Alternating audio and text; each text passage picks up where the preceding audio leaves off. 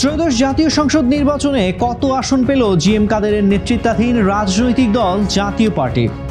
নির্বাচনে নিরঙ্কুশ বিজয় অর্জন করেছে বিএনপি, অর্থাৎ 2001 সালের পর আবারও ক্ষমতায় যাচ্ছে দলটি।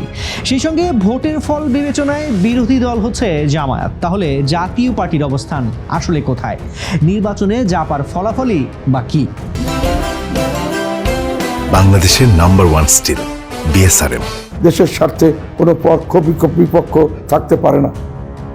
অতীতের সব তিক্ততা পিছনে ফেলে আমাদের সামনের দিকে এগিয়ে যেতে হবে। বিভাজনের এই অপরাধ রাজনীতি এখনই বন্ধ করার সময়। জানা গেছে, অনুষ্ঠিত নির্বাচনে 299 আসনের মধ্যে একটিতেও বিজয় ছিনিয়ে আনতে পারেনি জাপা। শুধু তাই নয়, দলটির ঘাঁটি হিসেবে পরিচিত উত্তরের জনপদেও লাঙলের স্মরণকালের ভরাডুবি হয়েছে। আরও ভয়ঙ্কর ব্যাপার হলো, রংপুর 3 আসন জাপার দুর্গ হিসেবে পরিচিত। 1991 সালের পর এবারই প্রথম এই আসনটি জাতীয় পার্টির হাতছাড়া হলো। এই এলাকায় মূলত দলটির প্রতিষ্ঠাতা হুসেইন মোহাম্মদ এরশাদের বাড়ি।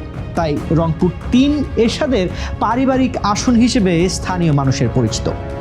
পারিবারিক উত্তরাধিকার হিসেবে দলের হাল ধরলেও বিজয় অটুট রাখার হালটি ধরে রাখতে পারেননি জিএম কাদের।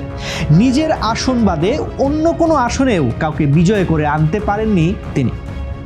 অথচ 2 শতাধিক আসনে প্রার্থী দিয়েছিল দলটি।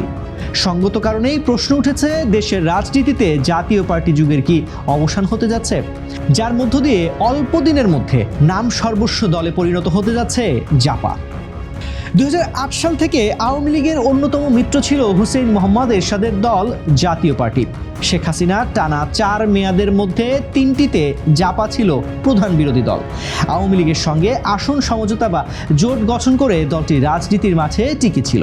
2024 সালের ছাত্র জনতার অভ্যুত্থানের মধ্য দিয়ে আওয়ামী লীগ সরকারের পতন ঘটে। হাসিনা পালিয়ে গিয়ে ভারতে আশ্রয় নেন। এর মধ্যে আওয়ামী লীগের কার্যক্রম সাময়িক নিষিদ্ধ করে সরকার। এরপর থেকেই দাবি ওঠে আওয়ামী লীগের মতো জাপাকে নিষিদ্ধ ও দলের নেতাদের গ্রেফতার করার। এই ইস্যুতে সাম্প্রতিক সময়ে বেশ রাজনৈতিক উত্তেজনা দেখা গেছে। নানা নাটকীয়তা শেষে নির্বাচনে অংশ নেয় জাতীয় পার্টি, যদিও সর্বশেষ দলের ভাঙন সাংগঠনিক অবস্থানকে আরও দুর্বল করেছে। নেতৃত্বের কোন্দলে জিএম কাদেরের সঙ্গে থাকা শীর্ষ নেতারা একযোগে বেরিয়ে পৃথক জাপার নতুন আরেকটি প্ল্যাটফর্ম গঠন করেন। পরিচিত মুখগুলো একসঙ্গে দল ত্যাগ করায় অনেকটাই বেকায়দায় পড়তে হয় জিএম কাদেরকে। তবে বৈরী পরিস্থিতির মধ্যেও রংপুরে দলটির ভরাডুবি হবে কেউ ভাবেনি। ফলাফল বিশ্লেষণে দেখা গেছে, জাতীয় পার্টির চেয়ারম্যান জিএম কাদেরের রংপুর 3 আসনে তৃতীয় স্থানে রয়েছেন। তবে এই আসনটি রক্ষায় তিনি চেষ্টা করেছেন। নির্বাচন উপলক্ষে দীর্ঘ সময় রংপুরে নিজ বাড়িতে থেকেই টানা জনসংযোগ চালিয়েছেন তিনি। হয়তো বুঝতে পেরেছিলেন বর্তমান পরিস্থিতি আর অনুকূলে নেই আওয়ামী লীগ, তাই ঘরে থেকে পাশ করার দিন হয়তো ফুরিয়ে গেছে।